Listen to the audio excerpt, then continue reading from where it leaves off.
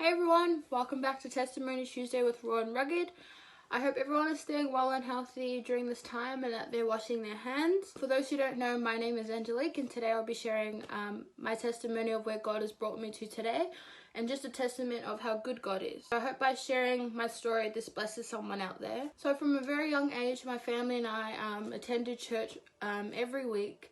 We went to church on Sunday and my siblings and I went to kids ministry and youth as well. And at the age of 11, I decided to give myself to the Lord and I got baptized. Growing up, being in church, I had a really good understanding of God and who God was from a very young age.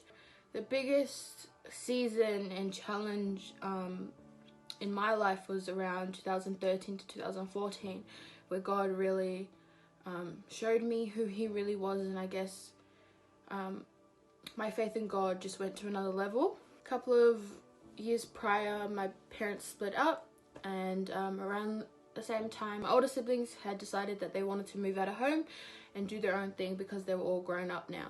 I was the only one that was left at home, and my mother had to financially support me at the time. Growing up in Hawaii, as beautiful as it is, people tend to neglect the fact that it's very expensive to live in Hawaii because it is a tourist location, and also the fact that Hawaii has one of the highest rates of homelessness. So with my mother already working 2 jobs, she had to take on another job as well just so we could kind of scrape off the bare minimum. And we didn't have a car at the time.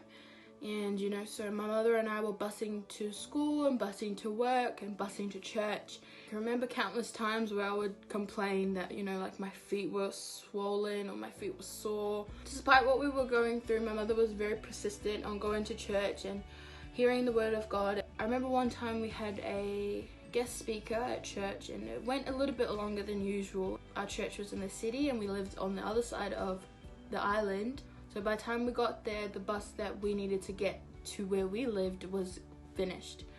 And so my mother was persistent. She said we were going to walk home regardless, and that, God is going to bless us. When we're faithful in the little things, God will bless us in the bigger things. And he did bless us in the little things. We've had people come up to our Connect leaders and say, like, the Lord has placed Brenda and Angelique in our hearts and he said to bless them, and they would give envelopes of cash. And there's times where we get an envelope of cash in our mail and all it says is God bless you. With these little blessings where people were blessing us with money or with food or with even just taking us home after church, like those little things, God was watching us and God was seeing that we were faithful in those little things. And I remember a life group leader had just built their brand new home and they wanted to have a housewarming party and we were all very excited. I remember our leader called us inside the house to just come sit down and just have a little bit of fellowship. We had a lovely couple. God really placed something on their heart, and so they would like to share. They have 2 cars, and one of the cars he's had since he was 18. It's fully paid off and everything. God just kept placing on their hearts to give their car away, and they kept praying and praying.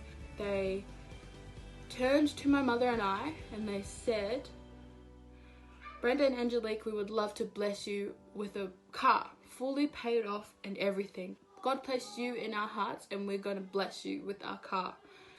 And so we were completely in shock. We just hugged everyone. And when my mother was praying for a car, she was very specific. She specifically wanted a Ford F-150. Now when she told me, I freaked out completely because why? God had used a couple from our Connect group to bless us with a car, which was not only a car, but a Ford F-150, which is what my mother specifically wanted.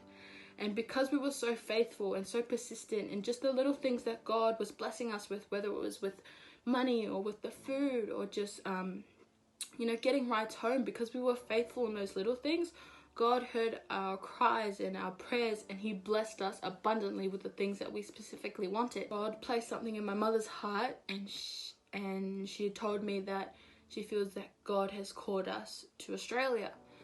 And at the time I was a bit shocked. I was like, no, I don't think that's really true. Things were just starting to fall into place. And regardless of how I felt moving away from Hawaii, God really did move when we moved to Australia. Like doors were opening where we weren't even trying. My mother got the job, I got into school, we got a house and things like that.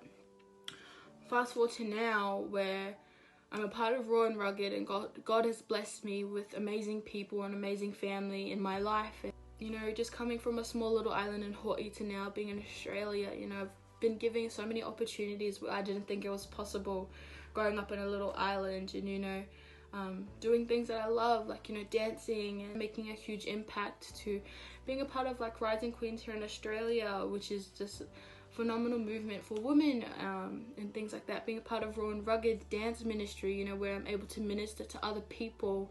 You know, I've really been blessed, and I didn't really see the bigger picture before I moved to Australia, but now I am blessed with opportunities that I didn't think I would be able to have. I'm so blessed with that, and I hope that by sharing my story, it blesses someone out there. So thank you guys for listening. I hope you guys are blessed, and I hope you guys stay safe and healthy throughout this time. I know that this is some unprecedented time, but I know God will still move regardless of what's going on.